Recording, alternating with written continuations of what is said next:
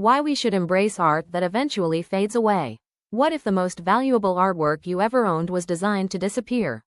Not damaged, not neglected, not accidentally destroyed, but intentionally created with the understanding that one day, it would simply vanish. In today's world, that idea feels almost irrational. We live in an age obsessed with permanence. Every photograph is backed up, every message archived, every memory stored across servers scattered around the world. The promise of modern technology is simple. Nothing has to be lost. Everything can be preserved, forever. But what if forever is not the gift we think it is? What if our obsession with preservation is quietly changing how we experience memory, art, and even life itself? Today we're exploring one of the most unusual photographic processes ever created. A method called the anthotype. Unlike digital photography, anthotypes are made using natural plant pigments. No silver, no synthetic chemistry, no electronic sensors, only sunlight, time, and color extracted from living plants. One of the most striking materials used in this process is surprisingly ordinary: beetroot juice.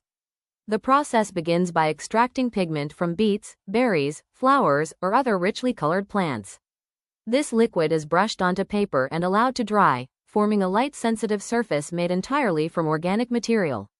A photographic negative is placed on top. Then the exposure begins, not in minutes, but in days, sometimes weeks. Sunlight gradually bleaches the exposed areas while protected sections remain darker. Slowly, an image appears. Not through development chemicals, not through software, but through fading. The photograph is literally formed by disappearance. And this is where its philosophy begins. Because the same sunlight that creates the image also destroys it. The moment an anthotype is born, its decline has already begun. The artwork contains its own ending. Most photography resists this reality. We archive images, we protect prints, we control light, temperature, and time. We try to defeat decay. Anthotypes do the opposite. They accept it from the beginning. And that acceptance changes everything. Look at the digital world around us. We create trillions of photographs every year. We document meals, vacations, conversations, and ordinary days. We record almost everything. Yet despite this massive archive, many people struggle to remember the moments those images represent. The archive grows larger, but memory feels thinner. Why? Because human memory was never designed to behave like storage. It is not fixed. It is not complete. It changes over time. It fades. It reconstructs itself. Forgetting is not failure. Forgetting is part of being human. The anthotype mirrors this truth. Like memory, it shifts with time. Colors soften. Details blur. Edges dissolve. The image becomes less stable and more fragile. Just like recollection itself. Just like relationships, just like life. This can feel uncomfortable, because modern culture teaches us to resist impermanence. We store, we duplicate, we back up, we archive, we build systems that promise nothing will be lost. Yet across many philosophical traditions, there is a different idea. That meaning often emerges precisely because things do not last. A flower is powerful because it blooms briefly.